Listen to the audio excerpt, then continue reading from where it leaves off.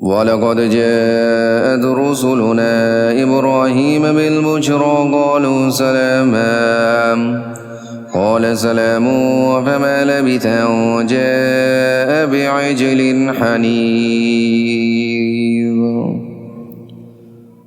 اور ہمارے فرشتے انسانی شکل میں ابراہیم علیہ السلام کے پاس بیٹا پیدا ہونے کی خوشخبری لے کر آئے۔ انہوں نے سلام کہا، ابراہیم علیہ السلام نے بھی سلام کہا۔ پھر ابراہیم علیہ السلام کو کچھ دیر نہیں گزری تھی کہ وہ ان کی مہمانی کے لیے ایک بھنا ہوا بچڑا لے آئے۔ فَلَمَّا رَأَىٰ أَيْدِيَهُمْ لَا تَصِلُ إِلَيْهِ نَكِرَهُمْ وَأَوْجَسَ مِنْهُمْ خِيفَةً قَالُوا لَا تَخَفْ إِنَّا أُرْسِلْنَا إِلَىٰ قَوْمِ لُوطٍ۔ مگر جب دیکھا کہ ان کے ہاتھ اس بچڑے کی طرف نہیں بڑھ رہے تو وہ ان سے کھٹک گئے اور ان کی طرف سے دل میں خوف محسوس کیا۔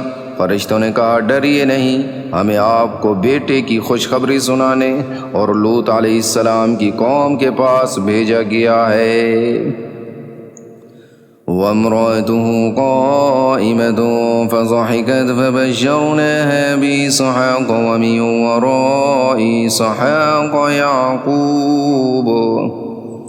اور ابراہیم علیہ السلام کی بیوی کھڑی ہوئی تھیں، وہ ہنس پڑیں تو ہم نے انہیں دوبارہ اسحاق علیہ السلام کی اور اسحاق کے بعد یعقوب علیہ السلام کی پیدائش کی خوشخبری دی۔ قالت یا ویلتى أألد وأنا عجوز وهذا بعلی شیخا إن هذا لشیء عجیب۔ وہ کہنے لگیں، ہائے، کیا میں اس حالت میں بچہ جنوں گی کہ میں بوڑھی ہوں اور یہ میرے شوہر ہیں جو خود بڑھاپے کی حالت میں ہیں؟ واقعی یہ تو بڑی عجیب بات ہے۔ قالوا وتعجبین من امر اللہ رحمت اللہ وبرکاتہ علیکم اہل البیت انہ حمید مجید۔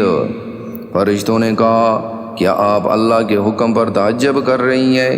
آپ جیسے مقدس گھرانے پر اللہ کی رحمت اور برکتیں ہی برکتیں آئیں، بے شک وہ ہر تعریف کا مستحق بڑی شان والا ہے۔ فَلَمَّا ذَهَبَ عَنْ إِبْرَاهِيمَ الرُّعْبُ وَجَاءَتْهُ الْبُشْرَىٰ يُجَادِلُنَا فِي قَوْمِ لُوطٍ۔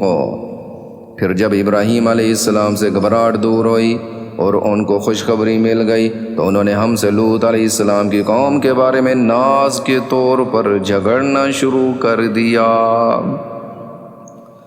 ان ابراہیم لحلیم نواہ منیب۔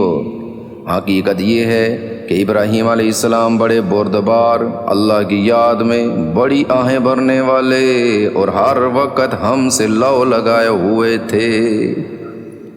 یا ابراہیم اعرض عن هذا انہ قد جاء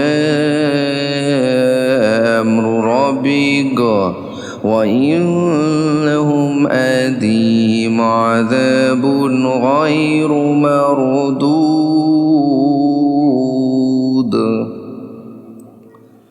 ہم نے ان سے کہا، ابراہیم اس بات کو جانے دو، یقین کر لو کہ تمہارے رب کا حکم آ چکا ہے اور ان لوگوں پر ایسا عذاب آ کر رہے گا جس کو کوئی پیچھے نہیں لٹا سکتا۔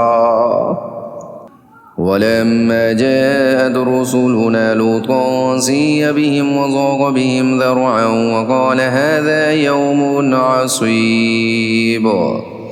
اور جب ہمارے فرشتے لوط علیہ السلام کے پاس پہنچے تو وہ ان کی وجہ سے گھبرائے، ان کا دل پریشان ہوا اور وہ کہنے لگے کہ آج کا یہ دن بہت کٹھن ہے۔ وَجَاءَهُ قَوْمُهُ يُهْرَعُونَ إِلَيْهِ وَمِن قَبْلُ كَانُوا يَعْمَلُونَ السَّيِّئَاتِ قَالَ يَا قَوْمِ هَٰؤُلَاءِ بَنَاتِي هُنَّ أَطْهَرُ لَكُمْ فَاتَّقُوا اللَّهَ وَلَا تُخْزُونِ فِي ضَيْفِي أليس منكم رجل رشيد۔ اور ان کی قوم کے لوگ ان کے پاس دوڑتے ہوئے آئے اور اس سے پہلے وہ برے کام کیا ہی کرتے تھے۔ لوط علیہ السلام نے کہا اے میری قوم کے لوگوں، یہ میری بیٹیاں موجود ہیں، یہ تمہارے لیے کہیں زیادہ پاکیزہ ہیں، اس لیے اللہ سے ڈرو اور میرے مہمانوں کے معاملے میں مجھے رسوا نہ کرو۔ کیا تم میں کوئی ایک بھی بھلا آدمی نہیں ہے؟ قالوا لقد علمت ما لنا في بلدك من حق وإنك لتعلم ما نريد۔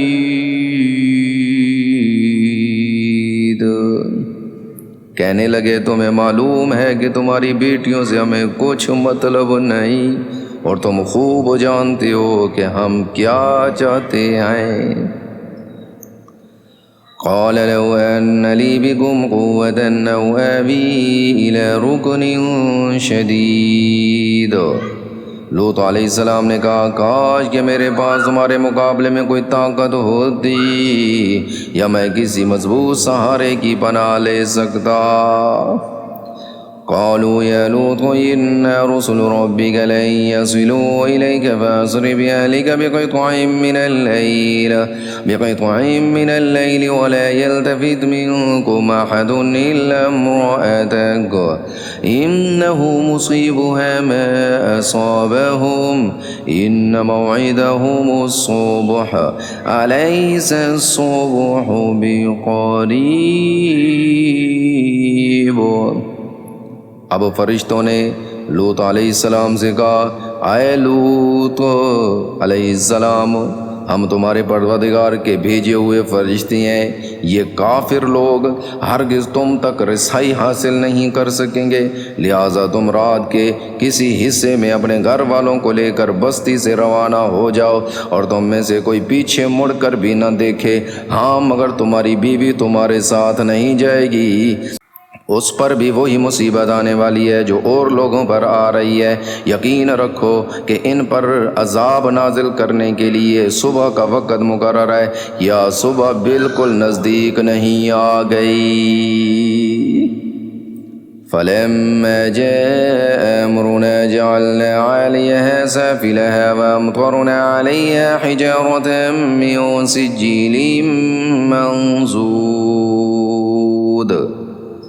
پھر جب ہمارا حکم آ گیا تو ہم نے اس زمین کے اوپر والے حصے کو نیچے والے حصے میں تبدیل کر دیا اور ان پر پکی مٹی کے تہ بر تہ پتھر برسائے۔ مسومۃ عند ربک وما ہی من الظالمین ببعید، جن پر تمہارے رب کی طرف سے نشان لگے ہوئے تھے، اور یہ بستی مکہ کے ان ظالموں سے کچھ دور نہیں ہے۔